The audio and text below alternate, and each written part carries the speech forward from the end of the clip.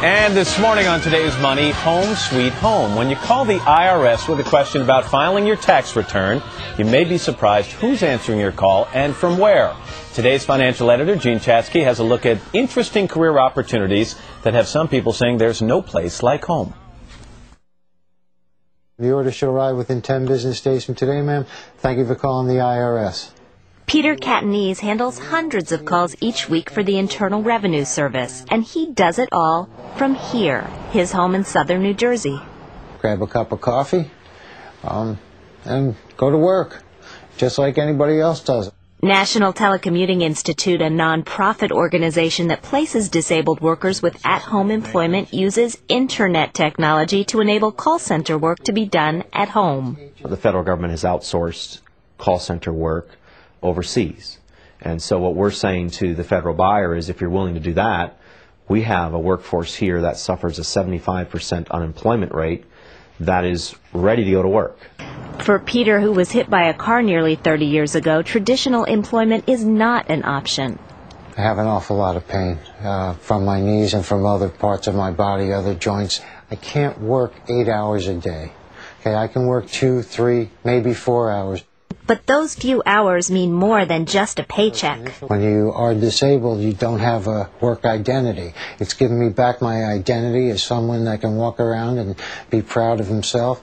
Colorado-based Alpine Access has been placing employees with home-based employment for years. Big-name businesses like 1-800-Flowers and Office Depot turn to their 4,000 employees to take calls. It's very hard to find work that you can do part-time, that's good work, that has good pay, that you can do from your home, and it results in happier employees. Can you help, Mommy? Laura Voigt Jimenez knows all too well.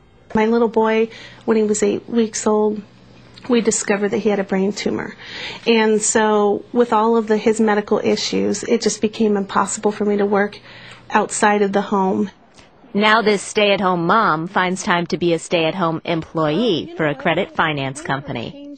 Do you remember what the original one was? I give them a schedule of my availability that I can work, and then they just schedule my hours in those time frames.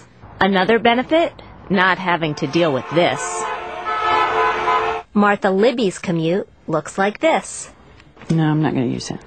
Her love of gardening made her the perfect match for 1-800-Flowers. I still like associating outside of the home and talking to people and doing customer service. Though she's not ready to stop working, her husband is retired, and the flexible hours mean more time together. Hello, this is Peter Catanese, vendor number 8. Back in New Jersey, Peter Catanese has discovered an unexpected benefit. It's also a pleasure to pay my own taxes for a change. Gene Chatsky, good morning. Good morning. So if this is such a good idea, and in particular that piece concentrated on disabled Americans, any idea how many people are out there in the workforce being employed at home? More and more companies are offering you the option to work from home every single day. It's not just the work from home things we see as plastered on telephone poles. It's that actual corporations, 20 or 30% of them are now offering this option to their workforce. And what's the benefit to the corporation or even the small business? Well, to the corporation, the benefits are twofold. Loyalty, you give somebody the opportunity to work from home, you retain them longer. And cost, when you don't have to provide them with office space, it reduces your cost. And that's been very attractive the last couple of years. Now let's look at some possible drawbacks from the employee's point of view. And one of them that I read about is that these people may not find themselves in line for promotions in the same way that people who are actually at the office find themselves. That's right. Out of sight, out of mind. And that is a particular worry for people who feel like they could be on the fast track or who want to be mentored. If you're not actually in the office, you don't have that contact with your superiors, that can be a drawback. But for disabled people like we saw in the piece, it's the only way that they're able to work. Right, but for people who could actually go to the office, if they're told to work at home, they might actually feel shunned in some ways. Exactly. And you have to ask yourself, as as an employer, if this is the right option for each particular person. It needs to be a decision that's made on an individual basis. If someone's receiving disability benefits, how does this impact their financial situation? They have to tread very carefully. If you're a disabled person and you start making more than $830 a month working full-time, or $590 a month working part-time, you could lose your benefits, so you have to be careful. Make sure you do the homework before you get into this. Absolutely. Jean Chatzky, thanks very much. And if it sounds like a good idea, you can check out Jean's column at today.ms.